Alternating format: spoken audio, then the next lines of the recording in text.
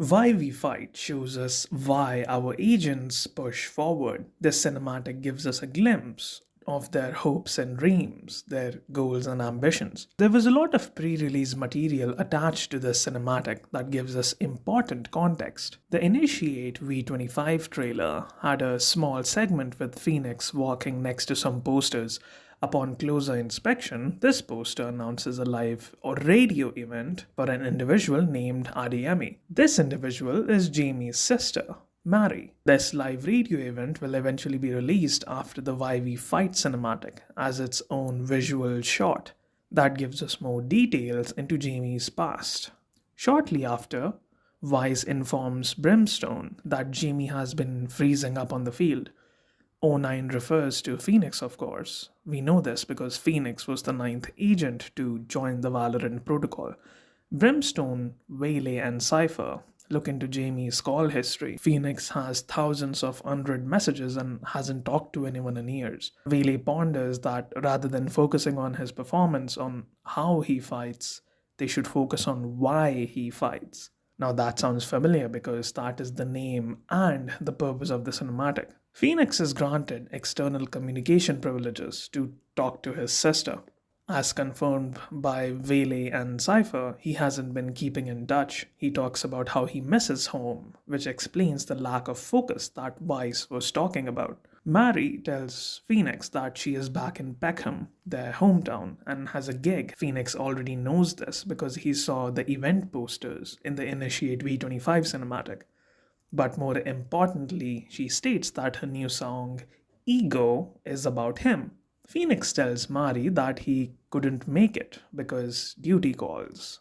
But we know that this is just Phoenix being avoidant again, because in the same patch, Astra sends an email to Brimstone about how Phoenix wanted to join a protocol mission at the very last minute. Mari is angry, and rightfully so. We get to know that Phoenix comes up with these excuses often, how he makes promises that he will be there for her next time. Jamie's non-existent communication is a valid reason for her to get hurt. Because Jamie doesn't put an effort to communicate, it looks like he does not care. Even though we know that's not true, all these issues are part of what the song Ego addresses. Due to traumatic events in his past, we know that Jamie has some heavy emotional baggage, and him being reserved and nonchalant only makes it worse as he evades opportunities to meet his family. This is especially true now as Mary has written her next piece about him. After the release of the Why We Fight Back cinematic, we now know that the Alpha Squad is falling back after a skirmish with the Omega Valorant roster. Brimstone uses his smoke as cover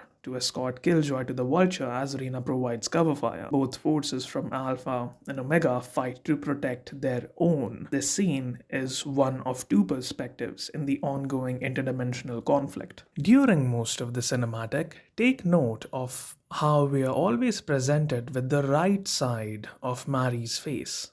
And if we are presented with the left side, it's mostly hidden in shadow. We will talk about why later on. We also see an origami bird. Its wings seem tattered and withered, just like Mary's relationship with her brother. And as she looks at the bird while she's performing, we switch back to the vulture. The feeling of drowning is a dreadful one.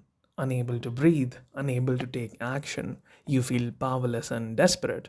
All you can do is wait for help. There is a parallel being drawn here between Killjoy and Mary.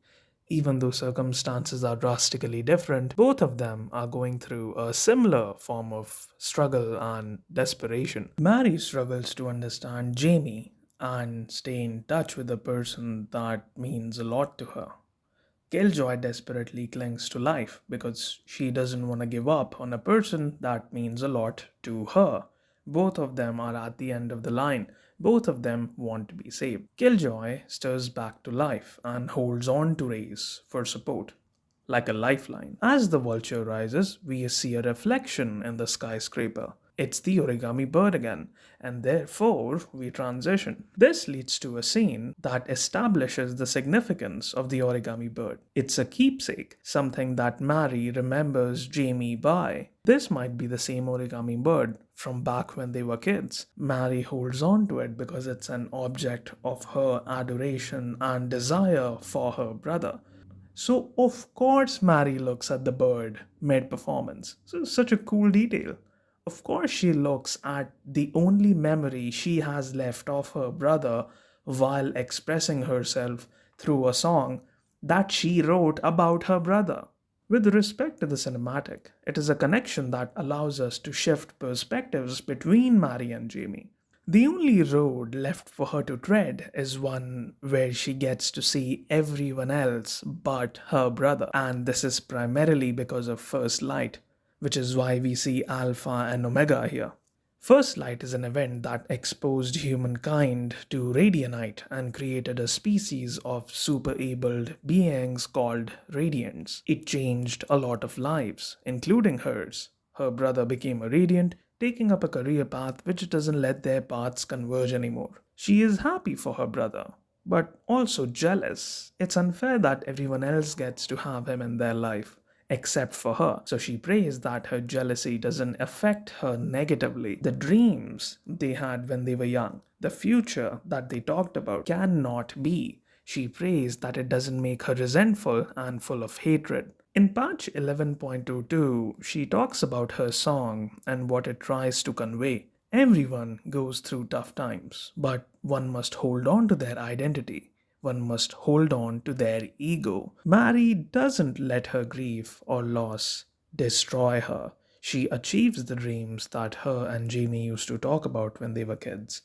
And through this, she retains her individuality. She prays that the world doesn't test her limits and change who she really is. It's interesting that the power goes out during First Light. In the future, Radianite would be used as a power source. Whose Radianite power program accounts for more than 3/4 of the world's energy production. Did First Light somehow mess up with the city's power grids? It kinda makes sense when you think about it. There's probably a connection there. First Light also had an impact on Reina's life.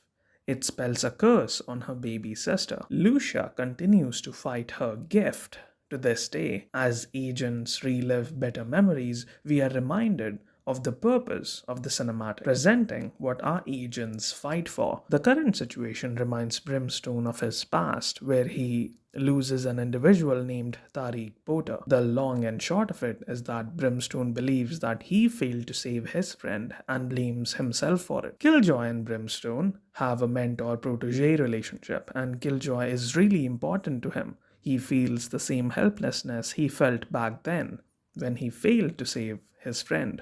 Brimstone lost someone important, and now he may lose another.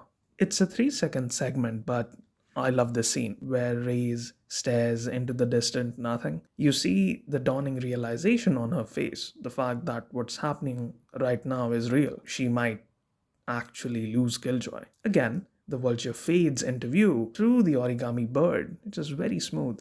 I may be wrong here, but the lighting and the color scheme takes me back to the Salvador vacation photos. These are official artwork released by Valorant that hard launched their relationship. If this scene is supposed to be Salvador, this might be Killjoy's life flashing before her eyes. This might be true because Killjoy is pulled back from that memory, drowning once again, which I interpret as Killjoy passing away. We know the lyrics of the song hold true for Mary because this song is basically a conversation she is having with herself, but it has parallels that can also be applied to Phoenix. Up until Sage became incapacitated, agents knew that they could depend on her to revive them. But despite this insurance, fellow agents dying in your arms probably doesn't cultivate a positive work environment over at Valorant HQ. As a result, Jamie looks visibly upset. He saw his sister's billboard on their way over to Sage, which probably adds a bit of guilt into the mix of emotions he is feeling right now. We have established that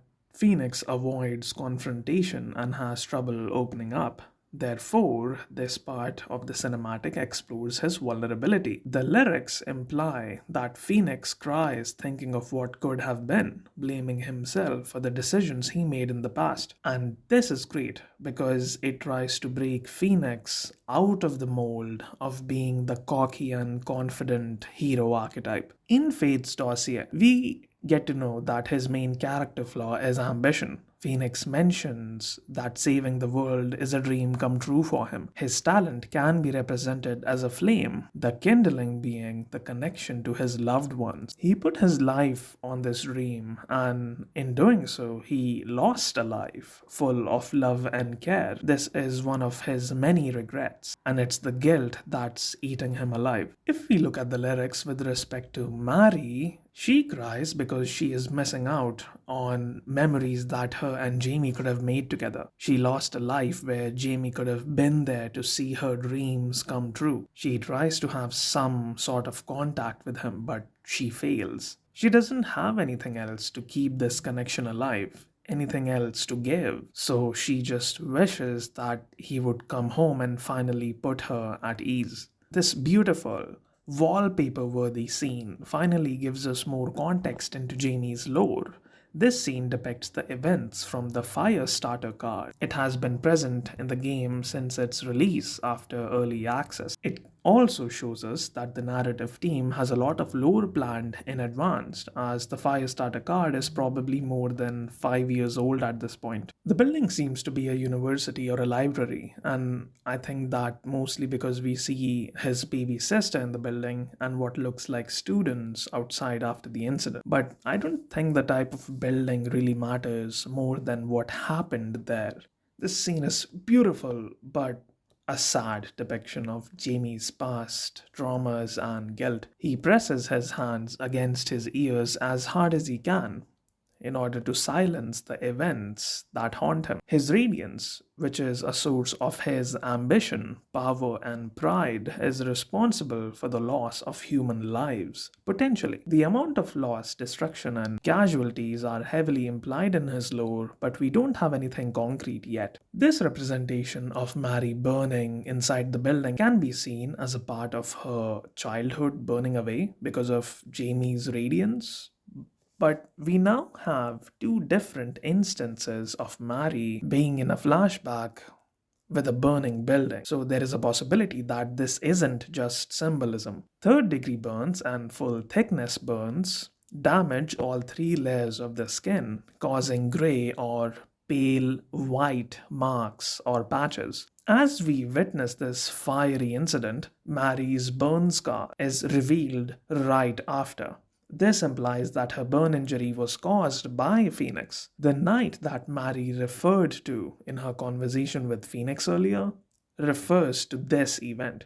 Studying about burn injury also led me to realize another cool detail. Notice how when Mary cries, she has no tears in her left eye. There is a little something known as the lacrimal apparatus inside and around our eyes. It's a collection of various instruments responsible for tear production and drainage. Burn injuries to the eyelids can compromise one or all of these functions. Whenever the creative team at Valorant introduces new characters, artwork, or maps, they research cultures and relevant fields associated with them. So this may be just another great detail that the narrative team snuck in. We see Phoenix with a trail of fire and destruction behind him. He wails at the incident he caused as a huge kingdom sign looms over him. This may indicate some kind of a influence Kingdom had over Jamie's life shortly after it. Huge kingdom signs looming over characters is a recurring motif, symbolizing Kingdom's control over people and their lives in either reality. In my very first video, I talked about how the huge kingdom sign represents the expectations tied with Kingdom and Omega as a whole, expectations that Omega Brimstone failed to reach, a burden too heavy for him to bear. In this short segment, we see university staff, police authorities, kingdom officials, and what looks like a private investigator. This scene does a good bit of storytelling. He was probably interrogated by kingdom officials and other organizations. Okay, crackpot theory time. This private investigator looking fella might be Cypher.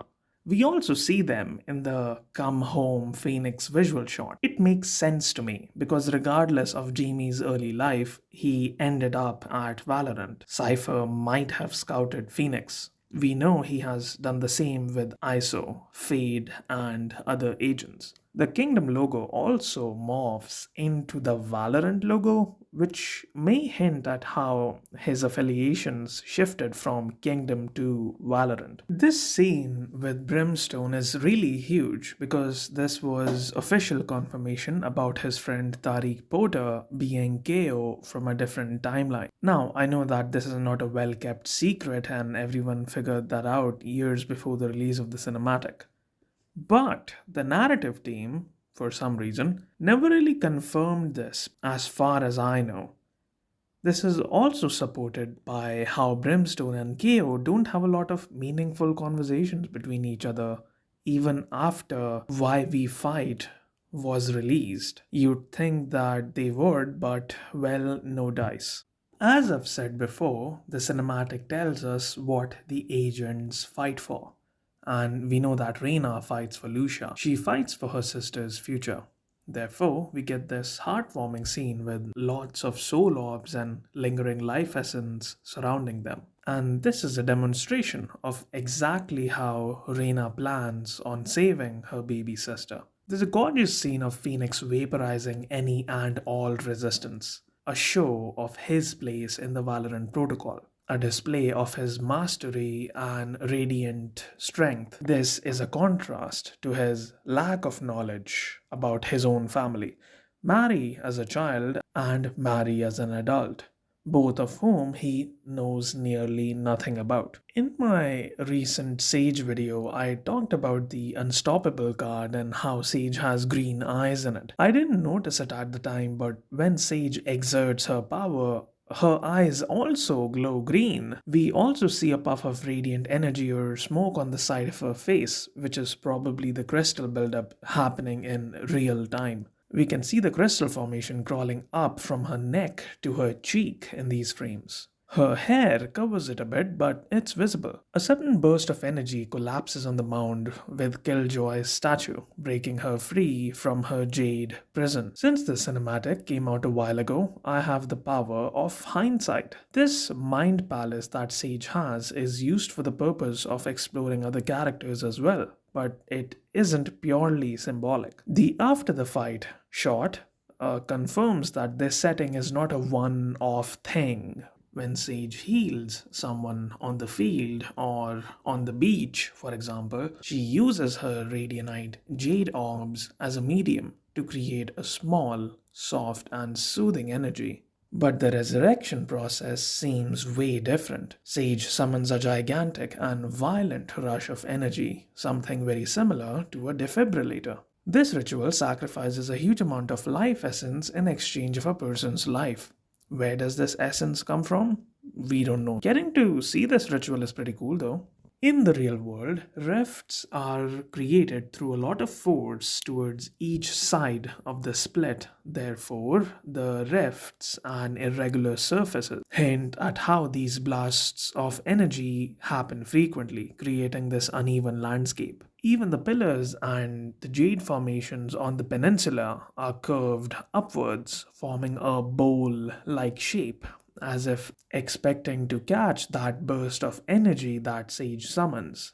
It's an amazing use of the environment to show how Sage has done this ritual countless times before. Mary seemed to have learned how to create complex origami birds. This one, surprise surprise, is a phoenix. This is confirmed by the flowing hair of the bird along with its giant wingspan. Looks like she picked up origami as a hobby because it's the only connection she had left to her brother and decided to get better at it. It's kinda cute and sad at the same time. I don't know the exact type of flowers next to her. Maybe they're magnolias or peonies or roses. That's not relevant. The point is that they are white. White flowers, amongst other things, are an expression of new beginnings. That's why they are used at events like weddings, as individuals getting married are starting a new chapter in their life. And the beginnings are new indeed, because as she is examining an origami phoenix, she is surprised by the original one. Let's discuss the season splash art. The fire and smoke is very similar to what we saw in Brimstone's flashback. The posing of the characters is also familiar, as seen in the No One Left Behind card, and it's a deep cut to his lore and story. Reese and Killjoy share a moment together as Jade creeps up Killjoy's legs. With respect to Sage's powers, heavy crystal formation is a sign of death. In various instances, we have seen dead people represented as jade statues, with Omega Sage almost becoming one herself. So the crystal buildup might literally mean that Killjoy has 1 foot in the grave, and this holds true for basically everyone that fights. Continuing from that, crystallization on Sage is a sign of the increasing cost incurred by her. Sage uses her powers to give, but the power must take something in return, right? The same jade that sustains swallows her whole, and she has sustained a lot. What I don't understand is the presence of Viper and Chamber. Wouldn't it have been more appropriate to have Mary and Lucia, or I don't know, Reyna, who's actually a part of the cinematic? I can understand that adding Mary and Lucia is inefficient, quote unquote. Adding characters from the game that people recognize makes sense because it might pull viewers into playing the game. And well, in hindsight, why we fight back was about Viper and Chamber and their reason to fight. Except for the fact that this is Alpha Viper and Alpha Chamber, and they have no connection or correlation to any of this. And Why We Fight Back will be released like an year later. So this just doesn't make any sense from any angle, and I don't really understand this. But we have to include Reina, right? I've been looking at the splash art for a while now. At least I don't think she's here. Comment down below if you see Reina in the splash art. We got to see a lovely moment shared between Reina and Lucia from the range home screen in patch 10.08. Apart from her voice lines with Gecko, we don't see her being affectionate, so this is just really confusing and sad that they cut her out. If I don't have Reina in the splash art, I'm just gonna talk about this frame right here. In a sphere of life essence, reaved by Reina from her enemies, we get to see her wearing a bittersweet smile as she cares for her sister. It's sweet because of the love she holds for Lucia, and it's bitter because of the curse that's killing her. Because of the traumas that Reina has gone through in her own life, things like Radiant's being hunted by Kingdom and the Scions of Hourglass, obviously Reina is very protective of other Radiants. So it's like a very interesting situation with Reina and Lucia in the same frame, where the exact same power that Reina has that allows her to fight back this oppression is the exact same power that is actively killing her sister. When the scene zooms out, we realize that we are in Reina's POV and her hand gives shape to the essence. The essence gives life and strength. And so when she looks within it, she doesn't see glory or radiant strength or dominion over the world. She sees a future for her sister. A very, very, very interesting detail is that the soul orbs have a similar greenish color that we've seen before, and it makes sense. Both Reina and Sage use their powers to give life one way or another. So even though the means are different, the end might be the same. Sage's segment is also interesting. We see reflections of people in the jade, which can be representation of other souls. I originally thought that these were Valorant agents like Clove and Astra and Killjoy, but we can't really make anything of it. One idea is that the life Sage gives comes from somewhere, so these might be the souls of the people whose life essence she uses, and that is part of the burden she bears. Or maybe it's just a simple reflection of people from her past related to a story we don't know yet. It's not really like a critique, it's not really an annoyance either, but there's a frustrating part about Sage and her story. We don't know anything about her, and Sage being my favorite character definitely doesn't help. We'll probably get something in the near future though, so I'm looking forward to that. There is another shot named A Reunion Years in the Making, where the scene starts with Mary staring at the paper phoenix. This time we get to see their interaction, so I think that this is like a continuation of the ending of the Why We Fight cinematic. This concludes Jamie's redemption arc. This one was really fun to make. If you're interested in hearing my opinion about the Come Home Phoenix visual shot, then something something bell icon, you know what to do. It has some really good stuff about Jamie and Mary that I'd like to give my thoughts on. So, thank you for watching.